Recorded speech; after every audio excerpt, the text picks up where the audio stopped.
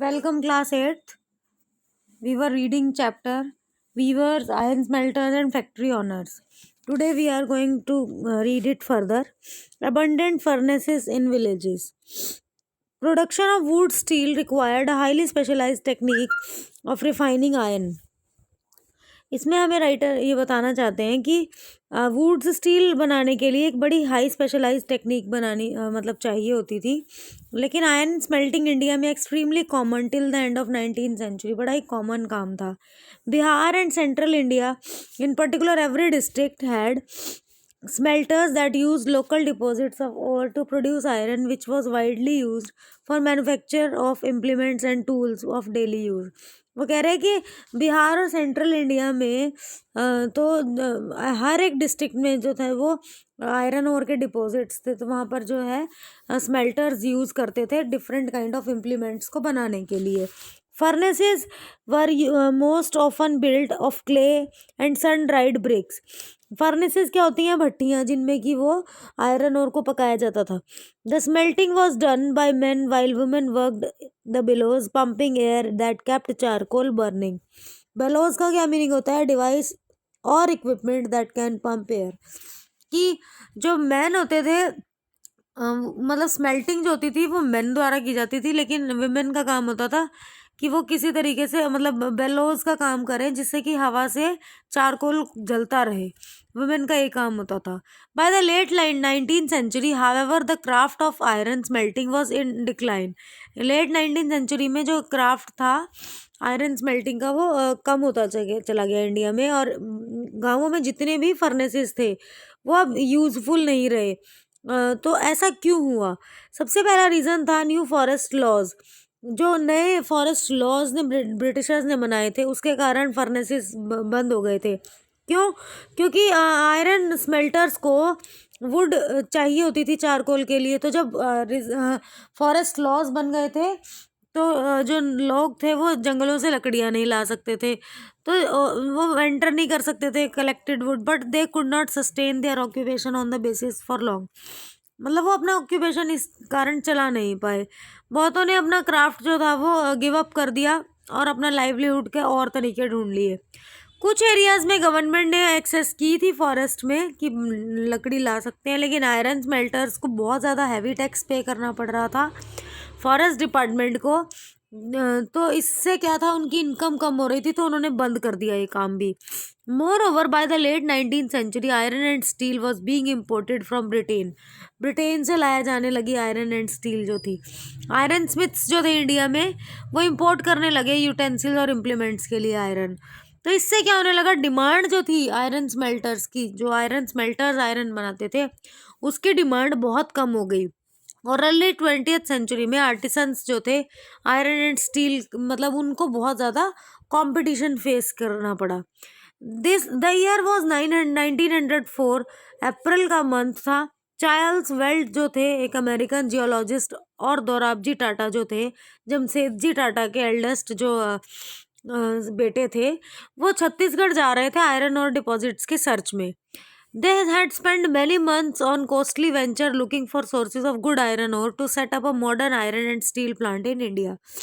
मतलब वो बहुत कोशिश कर रहे थे कि हमें कोई ऐसी जगह मिले जहाँ पे बहुत अच्छा आयरन ओर मिल जाए और हम वहाँ पर अपनी आयरन एंड स्टील का प्लांट वहाँ पर सेट कर लें. तो जमशेदजी टाटा ने ये डिसाइड किया कि ये जो एरिया है छत्तीसगढ़ का वो fortune to build a big iron and steel industry in India. But this could not be done without identifying the iron ore quality.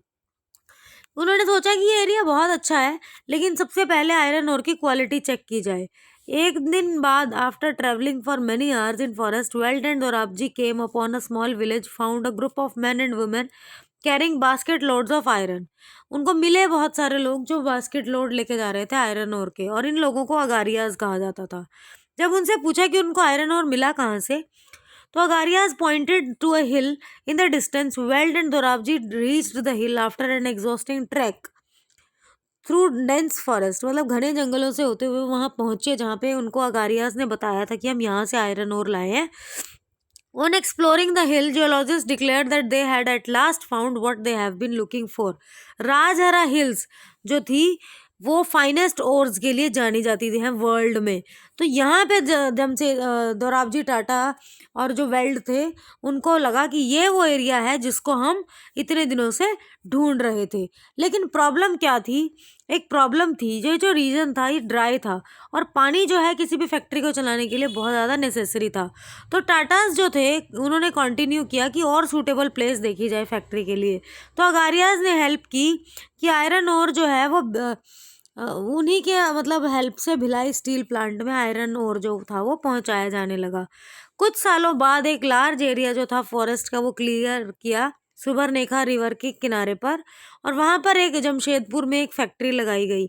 और ये जो वहां पर पानी भी नज़दीक था, Tata iron and steel company TISCO जिसको नाम दिया था, वो प्रोड्यूसिंग 1912 में उसने आयरन एंड स्टील जो थी वो बनानी स्टार्ट की थी। TISCO was set up at an opportune time.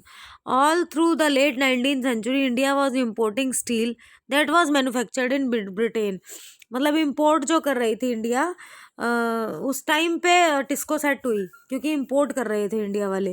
तो the railways in India had provided huge market for rails that Britain produced. For a long while, British experts in Indian railways were unwilling to believe the good quality of steel produced in India. मतलब India में produce की जाने वाली जो iron and steel थी उसकी quality पे अभी कॉन्फिडेंस नहीं हो रहा था लोगों को। By the time disco was setup situation was changing in India.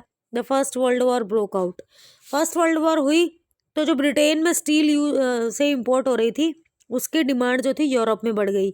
So import of British steel in India decline. उससे क्या हुआ, इंडिया में इम्पोर्ट कम हो गया तो धीरे धीरे लोग टिस्को की तरफ टर्न होने लगे।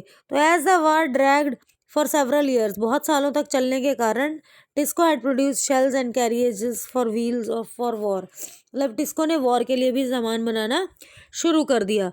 और 1990 में colonial government was buying 90% of steel manufactured by TISCO. मतलब 1919 में लगभग 90% स्टील जो था, आयरन एंड स्टील जो था वो टिस्को द्वारा बनाया गया था और वो लेके जाया जा रहा था। तो टिस्को जो था वो became the biggest steel industry within the British empire. British empire के रहते रहते ही टिस्को बिगेस्ट इंडस्ट्री बन चुकी थी। और in case of iron and steel as in case of cotton textile, industrial expansion occurred only when British imports in India declined, market for Indian industrial goods increase. वो कहते हैं जब ब्रिटिशर्स का सामान ब्रिटेन से इंडिया में आना बंद हुआ, चाहे वो टेक्सटाइल इंडस्ट्री थी चाहे वो आयरन एंड स्टील इंडस्ट्री थी, उन्होंने ग्रो तभी किया जब ब्रिटेन से इंपोर्ट होना बंद हुआ। और ये हुआ क्यों? फर्स्ट वर्ल्ड वॉर के बाद as nationalist movement developed the industrial class became stronger, demand of government protection become louder. Struggling to retain its control over India, the British government had to concede many these demands in the last decades of colonial rule. मतलब colonial जो Britishers थे उनको बहुत time तक इस चीज़ों के लिए स्ट्रगल करते रहना पड़ा और ताकि वो इंडिया पर कंट्रोल करके रख सके। So this was the chapter. I hope this chapter will is clear to you. Thank you very much.